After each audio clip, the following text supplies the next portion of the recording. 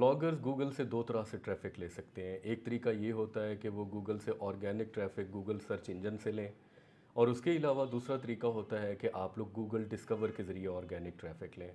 आप लोगों ने मोबाइल स्क्रीन्स के ऊपर देखा होगा, जब आप लोग गूगल क्रोम ओपन करते हैं तो वहाँ पे आप लोगों को गूगल क्रोम के ऊपर कोई भी टैब ओपन करने से पहले आप लोगों को एक फ़ीचर मिलता है जहाँ पे आप लोगों को डिफरेंट किस्म की थंबनेल्स नज़र आती हैं, डिफरेंट किस्म की वेबसाइट्स नज़र आती हैं। ये जितनी भी थंबनेल्स होती हैं ये ट्रेंडिंग न्यूज़ आप लोगों को दिखाती हैं, और आप लोगों के टेस्ट के मुताबिक, आप लोगों के चॉइस के मुताबिक या आप लोगों के बिहेवियर को नोट करने के बाद शो होती हैं। एक अपडेट देखने में आई है कि गूगल की तरफ से टेस्टिंग की जा रही है कि डेस्कटॉप या पीसी कंप्यूटर्स के ऊपर भी इस गूगल डिस्कवर को शो किया जाए, और अगर ये जल्द फीचर ऐड हो जाता है तो आप लोग देखेंगे कि आप लोगों को जो गूगल डिस्कवर से ट्रैफिक मिल रही थी वो 2x to 3x भी हो सकती है। आज हम लोग इस वीडियो के अंदर ये देखेंगे कि हम लोग गूगल सर्च इंजन के अलावा गूगल डिस्कवर से किन बुनियादों के ऊपर ट्रैफिक ले सकते हैं, वो कौन से तरीक़ाकार हैं जिनको हम लोग फॉलो करें और हमारी वेबसाइट गूगल डिस्कवर का हिस्सा बने। तो इसके हवाले से टोटल 15 पॉइंट्स हैं। अगर आप लोग इन 15 पॉइंट्स का ख्याल करते हैं तो आप लोगों की वेबसाइट गूगल डिस्कवर का हिस्सा बन सकती है और आप लोगों को ऑटोमेटिक काफ़ी सारी ऑर्गेनिक ट्रैफिक मिल सकती है। चलते हैं कंप्यूटर स्क्रीन की जानिब। इसके लिए हमें 15 इजी स्टेप्स लेने होते हैं। आप लोग इन स्टेप्स को फॉलो करें। अगर आप लोग इन स्टेप्स को फॉलो करते हैं और ये तमाम रिक्वायरमेंट्स आप लोग कंप्लीट कर देते हैं तो आप लोगों की वेबसाइट भी गूगल डिस्कवर का हिस्सा बन सकती है। सबसे पहला पॉइंट ये है कि आप लोग हाई क्वालिटी इमेजेस का इस्तेमाल करें। आप लोगों की इमेजेस की मिनिमम जो विड्थ है वो 1200 पिक्सल तक होनी चाहिए। 1200 पिक्सल यानी कि एक HD इमेज का रेजोल्यूशन होता है, और उसके मुताबिक हाइट आप लोग जो भी रखें। आप लोगों की इमेज ब्लर नहीं होनी चाहिए, आप लोगों की इमेज पिक्सलेटेड नहीं होनी चाहिए, आप लोगों की इमेज लो लाइट के अंदर इमेज ना ली गई हो, आर्टिकल्स और उसके एसेट्स बिल्कुल क्लियर हों। इमेज के ऊपर किसी भी किस्म का नॉइजी स्टफ़ नहीं होना चाहिए जो इमेज को अनक्लियर करे, और उसके अलावा जो भी आप लोग अपने कंटेंट के अंदर इमेज इस्तेमाल करें वो इमेज आप लोगों की पोस्ट के कंटेंट से मैच करनी चाहिए। आप लोगों की वेबसाइट के अंदर robots meta tag set to large होना चाहिए। बाय डिफ़ॉल्ट अगर आप लोगों के पास ये नन या स्टैंडर्ड के ऊपर मौजूद है तो आप लोगों को इसको लार्ज करना पड़ेगा। अगर आप लोग अपनी वेबसाइट के ऊपर योआस्ट इस्तेमाल कर रहे हैं, रैंक मैथ इंस्टॉल कर किया हुआ है आप लोगों ने, तो आप लोगों के ये फीचर ऑटोमेटिकली सेट हुआ होता है, जिसे आप लोग रैंक मैथ की एडवांस सेटिंग के अंदर जाकर डिसेबल भी कर सकते हैं। फॉर एग्जांपल आप लोग स्क्रीन के ऊपर एक वेबसाइट देख रहे होंगे। अगर मैं इस वेबसाइट की कोई भी एक पोस्ट ओपन करता हूँ और अगर इसके ऊपर मैं राइट क्लिक करके इसका व्यू पेज सोर्स करूं, और इसके पेज सोर्स के अंदर मैं कंट्रोल F करके अगर फाइंड आउट करूं मैक्स इमेज प्रीव्यू, तो आप लोग यहां पे देख सकते हैं ये बाय डिफ़ॉल्ट लार्ज के ऊपर सेट है। अगर आप लोग अपने डिफरेंट किस्म के पेजेस में आप लोग सोर्स कोड में जाके यहाँ पे max dash image dash preview का मेटा टैग सर्च करें, अगर ये मौजूद है तो आप लोग ये वेरीफाई कर लें कि ये लार्ज पे सेट होना चाहिए, जिसे आप लोग अपने योआस्ट या रैंक मैथ की सेटिंग में से भी तब्दील कर सकते हैं। थर्ड पॉइंट है कि आप लोगों की जो डिफरेंट किस्म की इमेजेस कंटेंट के अंदर इस्तेमाल हो रही हैं, उन इमेजेस के ऊपर आप लोगों ने किसी किस्म का अपनी ब्रांडिंग नहीं करनी। आप लोग उनके ऊपर अपनी वेबसाइट का लिंक या अपनी तस्वीर या कोई भी छोटा सा इस किस्म का आप लोग आर्टिकल इस्तेमाल नहीं कर सकते।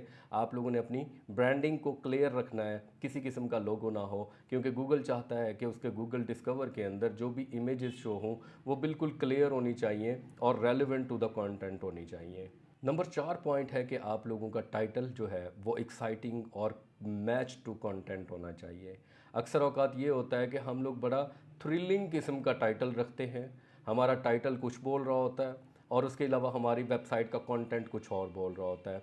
मिसलीड करने के लिए भी बहुत सारे को लोग टाइटल डिफरेंट और कंटेंट को डिफरेंट रखते हैं, सिर्फ लोगों की क्लिक बेट लेने के लिए। तो इस किस्म की प्रैक्टिसेस नहीं आप लोगों ने रखनी।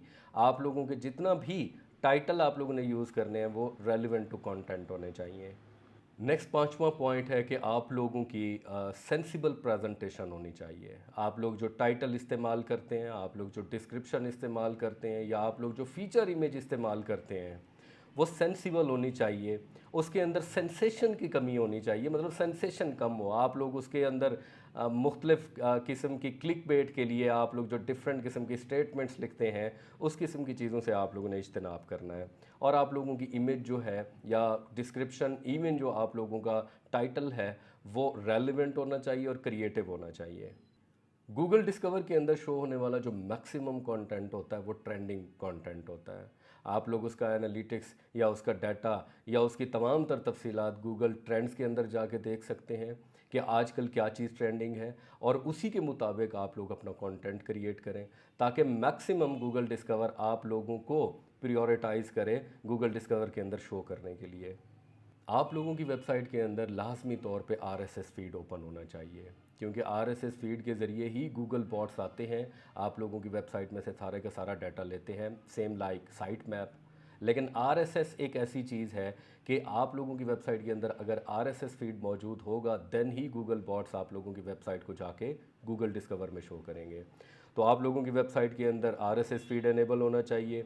गूगल इसे क्रॉल करता है, इसको, इसके लिंक्स को या इसके डाटा को इंडेक्स नहीं करता।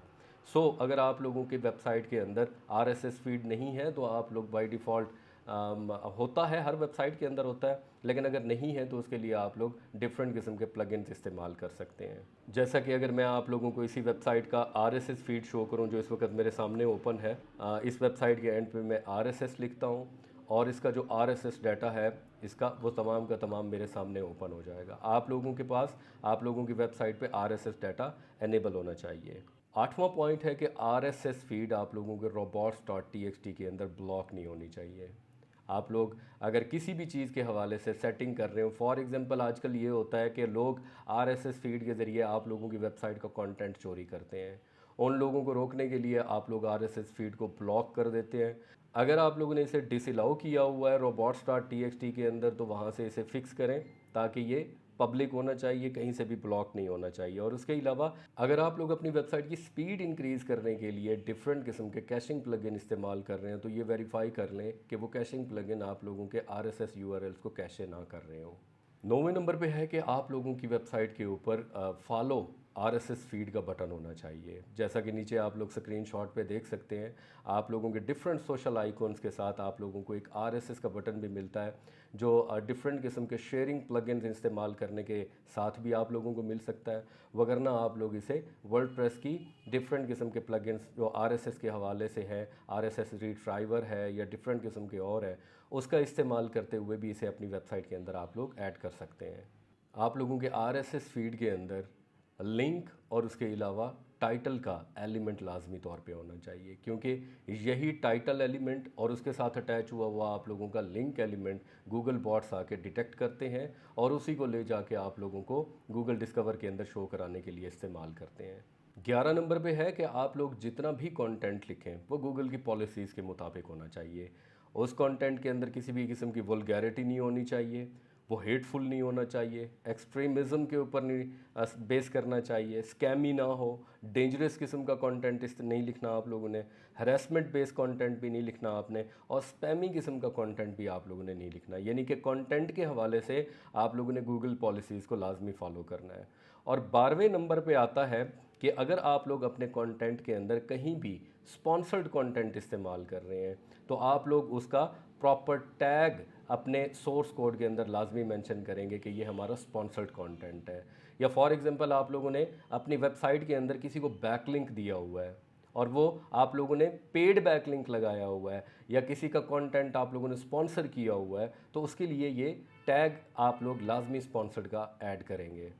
नंबर 13 पे है कि अगर आप लोग पॉलिटिकल कंटेंट इस्तेमाल कर रहे हैं तो आप लोग अपने वेबसाइट के पॉलिसी पेजेस के अंदर इस चीज़ को मेंशन करेंगे कि आप लोगों की वेबसाइट पॉलिटिकल कंटेंट शेयर कर रही है ताकि गूगल की इस रिक्वायरमेंट को भी पूरा किया जा सके।